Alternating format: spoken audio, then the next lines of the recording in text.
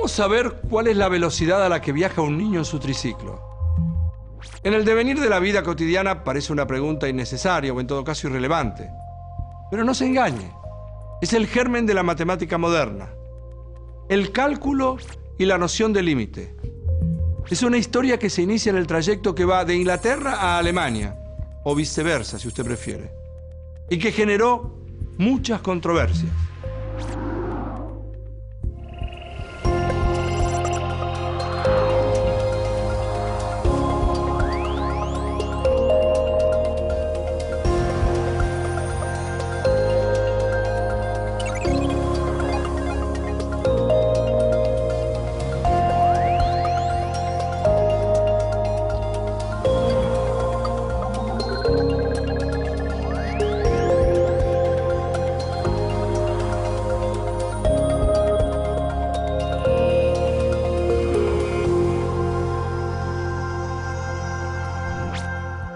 Las observaciones, descubrimientos y avances científicos transforman en poco tiempo la manera de entender al mundo. Dos matemáticos, un alemán y un inglés, se disputan la paternidad de una idea. ¿Quién llegó primero? ¿Quién fue el primer autor? ¿A quién darle el crédito? En definitiva, ¿importa? El ego, el reconocimiento, sucede en casi todos los ámbitos, o mejor dicho, en todos los ámbitos, al menos en los que intervenimos los humanos. El inglés Isaac Newton y el alemán Gottfried Leibniz desarrollaron una nueva herramienta. No fue una herramienta más, no. Es una herramienta que cambió la historia. Sirvió para entender, para describir mejor, para pensar mejor, para interpretar mejor, para darle vida a lo que hasta allí estaba estático. Ellos dos son los padres del cálculo. La identidad de la criatura es compartida. El cálculo viene de piedra, y, o sea que el origen del conteo está en contar piedritas, pero en realidad lo que se suele llamar cuando uno dice, bueno, cálculo, en general uno se está refiriendo a lo que también se llama cálculo infinitesimal, ¿no? Que tiene que ver con... A ver, antiguamente quizás se decía con el estudio del cambio, ¿no? En algún sentido, así como la geometría es el estudio del espacio, el cálculo tiene que ver con estudiar, por ejemplo, cómo cambia una determinada función, una determinada, digamos, magnitud que depende de alguna variable cuando uno va moviendo los valores de esa variable. El cálculo abrió la posibilidad de estudiar y describir el movimiento. A partir de él, el hombre pudo encontrar fórmulas para la velocidad y para la aceleración. Pero no solo de un móvil, sino, por ejemplo, la velocidad de crecimiento de cualquier proceso que aparece en la naturaleza. El cálculo no solo fue usado en matemática y en física, sino que tuvo un impacto dramático en áreas tan diversas como la biología y la economía, la ingeniería y la química, en el movimiento de los planetas, en el flujo de los líquidos, en la expansión de los gases. El hombre empezó a entender de qué se trataba y a poder modelar lo que veía alrededor. La geometría euclidiana, que en esos años cumplía casi 2 milenios, estudiaba un mundo estático. En el siglo XVII, alguien tocó el botón de encendido y puso play. Y aparecieron nuevos lentes para leer la realidad. ¿Está lejos o está cerca? 20 centímetros hasta la silla. No parece una gran distancia, ¿no? Y no lo es. O quizás sí. Este hombre está por ingresar al quirófano. Una operación a corazón abierto. 20 centímetros entre una arteria y el bisturí representan casi un abismo. Esta mujer estudia los átomos. 20 centímetros entre uno y otro es poco menos que un océano. El hombre y su silla. El cirujano y su corazón. La científica y su microscopio. Están a un paso de acercarse. Todos tratan de hacerlo cuanto más puedan. Pero, ¿qué significa en matemática decir que un objeto se está acercando a otro? Pruebe, por ejemplo, con un punto azul. Está acorralado por una sucesión de puntos rojos que se van acercando. Hay uno a 10 centímetros. Otro a 9, otro a 8, otro a 7, otro a 6. Se van acercando. La distancia es cada vez menor. Ya hay puntos rojos a 1 centímetro. Ahora a 50 centímetros, a 10 centímetros, a una 10 milésima de centímetro. Como usted advierte, siempre será posible acercarse un poquito más, estar más cerca, sin llegar. Es que entre el punto azul y cualquier punto rojo, cualquiera que yo marque, siempre va a haber un espacio para dibujar un puntito rojo más. Y por lo tanto, de esto se deduce que hay infinitos puntos rojos que están cada vez más y más cerca del azul, tan cerca como yo quiera. Y esa es la noción central, la noción de límite, de punto límite. ¿Qué condiciones tiene que cumplir un punto, como el azul en el ejemplo anterior, para ser el límite de una sucesión de puntos como los rojos, como veíamos recién? El cálculo. Newton y Leibniz, o si ustedes quieren, Inglaterra y Alemania, es que se convirtió también en casi una pelea de banderas. ¿Qué colores se iban a clavar en el corazón del límite? El conflicto pisaba realmente fuerte en los pasillos, por ejemplo, de la Royal Society, la casa de la ciencia de la ciudad de Londres. Pero todo concepto tiene su historia. Miren lo que dijo Newton. Si he logrado ver más lejos, ha sido porque he subido a hombros de gigantes. Una de cal y una de arena. Se peleaba con Leibniz, pero a la vez advertía que sus descubrimientos se apoyaban en la teoría que otros habían construido antes. Copérnico, Kepler, Galileo Galilei ya se habían separado de la matemática inmóvil de los griegos al estudiar, por ejemplo, las órbitas de las esferas celestes. Pero en el año 1674, los astros se alinearon y eclipsaron los conceptos de la época. De manera simultánea, dos mentes brillantes dieron un paso en la misma dirección. Leibniz conocía los estudios de Newton. No le quita mérito a su desarrollo. Los dos se encontraron con la revolucionaria noción de límite. ¿Qué es el límite? Prenda el auto, encienda el motor y prepárese para un viaje. Haga de cuenta que va a viajar a Mar del Plata. Póngase el cinturón de seguridad y muy buena música. Y tiene 400 kilómetros de distancia desde la ciudad de Buenos Aires. Un momento. Antes de arrancar, sepa que está ingresando en la ruta del cálculo diferencial y el análisis matemático. Como usted ya ha realizado muchas veces este recorrido hasta la costa, sabe de antemano que va a tardar 4 horas. Sale a las 12 del mediodía y llega a las 4 de la tarde. Por eso a las 4 está seguro que va a poder empezar a preparar los mates a la orilla del mar. ¿A qué velocidad viaja hasta Mar del Plata? La respuesta es obvia. Si realiza 400 kilómetros en 4 horas, la velocidad es de 100 kilómetros por hora. Pero yo le quiero preguntar, ¿es posible que usted conserve un ritmo continuo sin ningún altibajo? Usted también sabe la respuesta. La respuesta es no. Ahora pensemos juntos. Usted se acuerda que a la 1 de la tarde, después de haber hecho una parada en la estación de servicio, ahí fue donde aceleró la marcha. Pero para mantener el promedio, justamente tuvo que acelerar. Ahora, ¿cuántos kilómetros recorrió entre la 1 y las 2? Digamos 120 kilómetros. Ya queda claro entonces que seguro usted no viajó a la misma velocidad durante todo el trayecto, aunque le haya dado 4 horas para los 400 kilómetros. Si le preguntan, diría que fue entre la 1 y la 1:30 de la tarde en donde sintió que había apretado un poco más el acelerador. En esa media hora usted recorrió 55 kilómetros.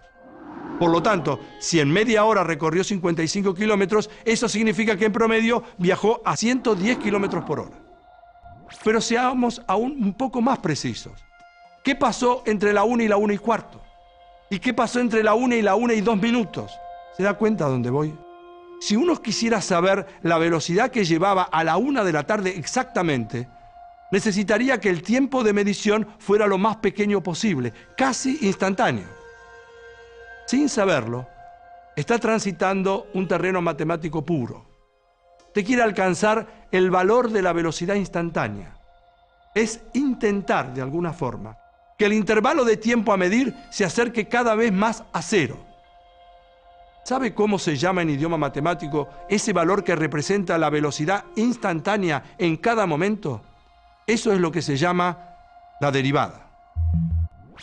La noción de límite, de derivada, aparece cuando uno tiene un proceso que está cambiando continuamente.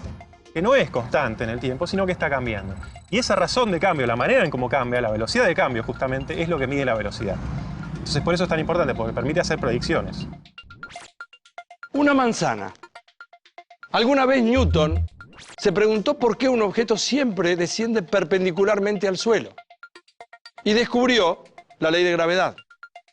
Newton, en algún sentido, es sinónimo de la ley de gravedad. Y hay algunos que dicen que también es sinónimo de manzana. Observar la caída de un objeto ofrece mucha información. ¿Tiene un cronómetro? Mire, hay que tomar tiempos muy precisos. Imagine que usted tira una manzana desde 100 metros de altura. La manzana, usted mide, tarda en llegar al piso 5 segundos aproximadamente. La velocidad promedio, entonces, es de 20 metros por segundo. Pero como usted sabe y se imagina, porque ha visto caer manzanas y otros objetos, la fruta no cae a una misma velocidad todo el tiempo, sino que cuanto más tiempo pasa, la manzana viaja más rápido hacia el piso. Es decir, va acelerando. ¿Y si uno calculara cuánto tarda en recorrer los últimos 50 metros? Allí descubre que la manzana tarda 1,5 segundos. Por lo tanto, su velocidad promedio en ese tramo es de 33 metros y un poquito más por segundo. Y si hiciéramos el cálculo los últimos 20 metros, sabemos que seguro la manzana tuvo que ir más rápido en promedio que en las mediciones anteriores. Y efectivamente eso pasa. Para los últimos 20 metros, la manzana tarda medio segundo. O sea que en algún sentido es como si se hubiera transformado en un bólido que viaja a 40 metros por segundo. Conviene correrse. Conviene correrse por lo menos del camino de la manzana. Estas mediciones sugieren que cuanto más chicos sean los intervalos de medición, mejor será la aproximación que uno va a tener a la velocidad en un determinado instante. Y para eso, la noción de límite es determinante. Eso. La noción de límite. Ese fue el cambio. Esa fue la idea. Y la, póngalo con mayúscula. Tanto de Newton como de Leibniz. Independientemente de quién haya llegado primero, ¿qué importa? Un matemático llamado Cavalieri, italiano, que quería calcular las áreas de superficies o los volúmenes de ciertas cosas que no eran cuadradas. Digamos, todos sabemos que un cuadrado, si le quiero calcular el área, multiplico los lados, lado por lado, y me da la superficie. Ahora, cuando la figura es más complicada, nunca es tan fácil decidir qué superficie tiene. O si es un volumen, si no es un cubo o un ladrillo, es más difícil decidir qué volumen tiene. Entonces, la idea de Cavalieri era, bueno, tengo algo que es más complicado, lo corto, saco cuadraditos, esos cuadraditos sí les puedo calcular el área, a cada uno por separado, y la sumo. Después me quedaron algunas sobras, porque, bueno, no era cuadrada los bordes. Ahí tengo un error. Si yo hubiera hecho cortes más chiquitos, con cuadraditos más chiquitos, lo que me sobra de alrededor es menos, entonces el error es menor. Cuando uno va refinando esos cortes que hace, verticales y horizontales, para tener cuadraditos más chiquitos, lo que sobró del borde es cada vez menos. Entonces, idealmente, esa cantidad de área que yo calculé es cada vez más y cada vez más parecida al área de verdad que estaba tratando de calcular. Ese proceso podría pensarse como una de las primeras veces que se pensó en hacer un límite para calcular algo. Ahí aparece el cálculo infinitesimal. Cavalieri no formalizó demasiado esto y esa idea, digamos, en realidad de subdividir algo en partes muy pequeñas para después sumar y ver qué pasaba cuando hacía subdivisiones más pequeñas, quedó más bien como hija de Newton, que era un matemático inglés, y Leibniz, que era un matemático alemán. Newton y Leibniz pertenecían a la Royal Society. Newton era el más encumbrado y prestigioso de todos los científicos de la época. Leibniz, en cambio, consiguió un lugar gracias a un invento original para la época también. Una calculadora que incluso sacaba la raíz cuadrada. La disputa entre los dos científicos distanció por años a la matemática que se estudiaba en el continente, o sea en Europa, de la que se producía en Londres, separada en la isla, en las Islas Británicas. Todos salieron perdiendo. En tanto, si se analizaran los detalles del desarrollo teórico de los dos contrincantes, se advertirían claras diferencias. Los trabajos de Newton estaban motivados por sus investigaciones físicas. Leibniz, en cambio, se movía en el terreno de la geometría. Dos caminos unidos por el cálculo y el límite. Tomar los intervalos cada vez más pequeños, tan pequeños como a usted se le ocurran, y más todavía. Pero la historia sigue. ¿Qué pasaría si ahora uno, en lugar de ir acercándose cada vez más, elige el camino opuesto y empieza a alejarse cada vez más? ¿Tendrá sentido la noción de límite en el infinito? Quizás los griegos ayuden en este punto. Ellos sabían que medir el perímetro de un círculo era muy difícil. En cambio, lo que sí podían hacer es medir una sucesión de segmentos.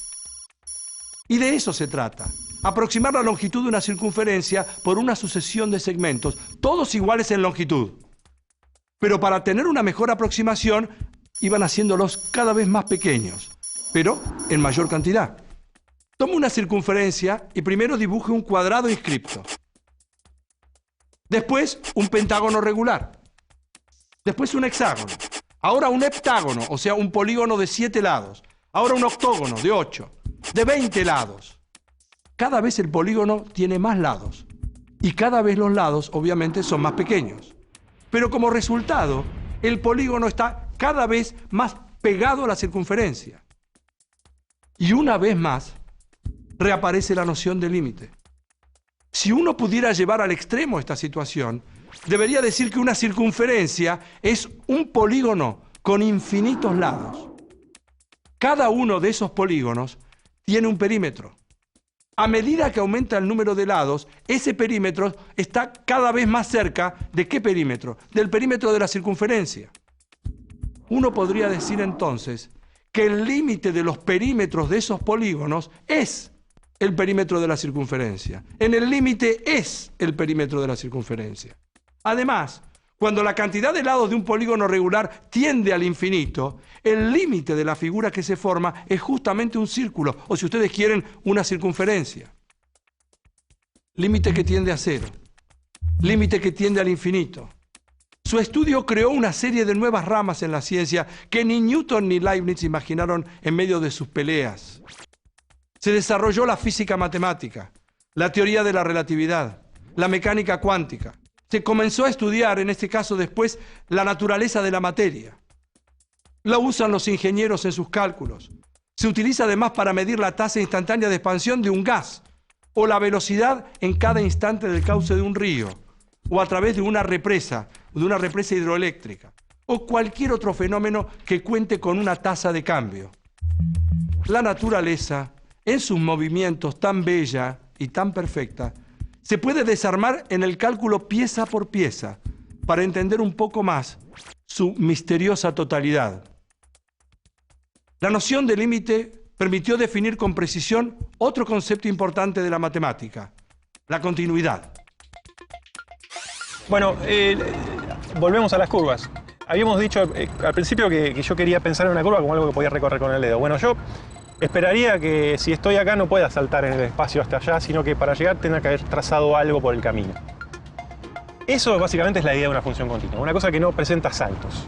¿Está bien? Que yo puedo ir de un lugar a otro continuamente. Si usted quiere visualizar una función continua, la mejor manera es imaginarse una curva que se pueda trazar sin levantar el lápiz de la hoja. ¿Ya volvió de Mar del Plata? No deje la mochila en el auto. Ahora le toca caminar. Está por conocer lo que se llama el teorema de Bolzano, un bohemio que vivía en Praga entre el siglo XVIII y el siglo XIX. Imagínese que a usted le proponen subir a una pequeña colina. No hace falta que sea muy alta, pero hay un solo camino para hacerlo. Usted acepta porque le interesa mantenerse en estado.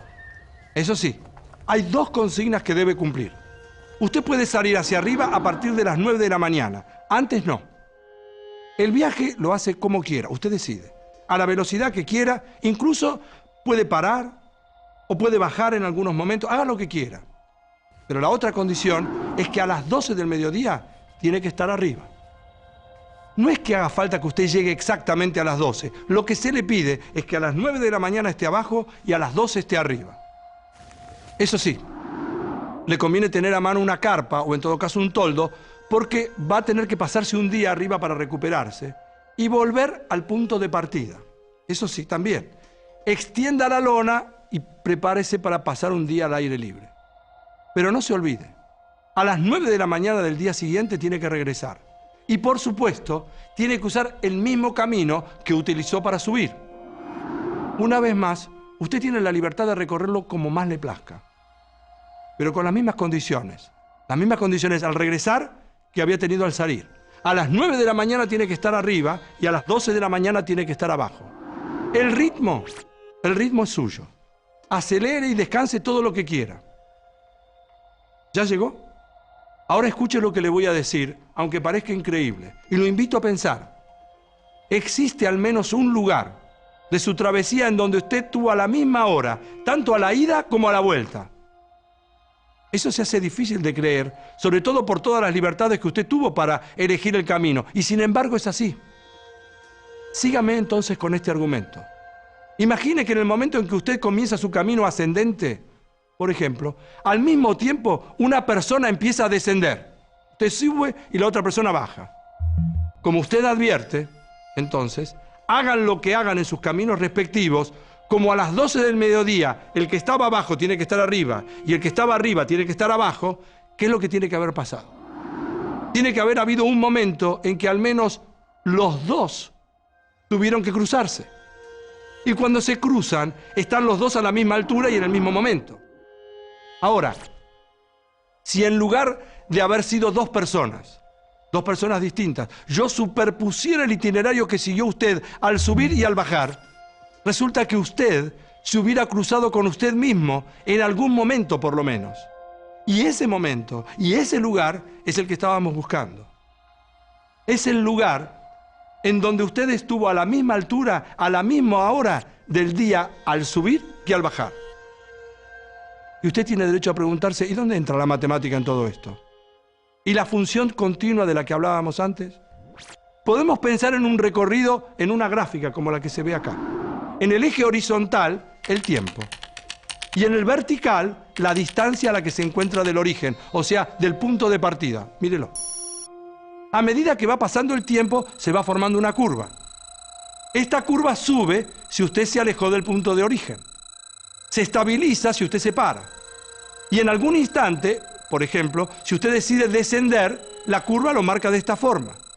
Si usted decidió, por ejemplo, volver sobre su paso, por ejemplo, si se olvidó el gorro. Lo importante es que esta curva es continua, porque la puede dibujar sin levantar el lápiz. Si en el mismo gráfico marcáramos ahora el camino de regreso, ¿qué es lo que va a aparecer? Ahora la curva empieza en el eje vertical, pero no en el origen, empieza más arriba. Porque usted empezó arriba y está bajando. Al llegar abajo, la curva se encuentra con el eje horizontal. Esas dos curvas son continuas y se tienen que cortar por lo menos una vez. ¿Y qué significa ese punto? Ese punto indica el lugar en donde usted pasó exactamente a la misma hora, tanto a la ida como a la vuelta. Y la clave es que eran dos funciones continuas. Esa es la base práctica del teorema de Bolzano. Con la misma lógica, por ejemplo, si a las 7 de la mañana hoy la temperatura llegó, digamos, a los 15 grados y al mediodía ya llegó a los 22, está claro que en algún momento de la mañana el termómetro tiene que haber tocado los 17 grados, y los 18, y los 19, o sea, tuvo que haber pasado por todos los estadios intermedios. La temperatura no puede saltar de 15 a 20 grados sin transitar por todas las posibilidades intermedias. ¿Y por qué pasa eso? Eso pasa porque la temperatura es una función continua. Así es como suceden los fenómenos en el territorio de las funciones continuas. Y usted tiene derecho a preguntarse también, ¿y cómo terminó la telenovela del siglo XVII? Mire, el desenlace fue equitativo, o al menos así parecía en un principio. La Royal Society señaló que Newton fue el primero en llegar al concepto de cálculo, pero Leibniz fue el primero en publicarlo y transmitirlo de esa forma a la comunidad científica. Leibniz era más extrovertido que el huraño Newton, que había decidido no socializar sus descubrimientos. El culebrón guarda también su parte dolorosa. La Royal Society acusó en su momento a Leibniz de haber plagiado a Newton. ¿Estaría detrás de la sentencia el propio Newton? Dos genios que transitaron por los mismos caminos y se chocaron en una pelea de egos. Newton es grande y así se lo recuerda.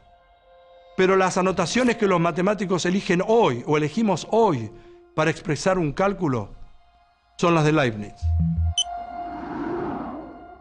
La matemática era quietud y figuras estáticas.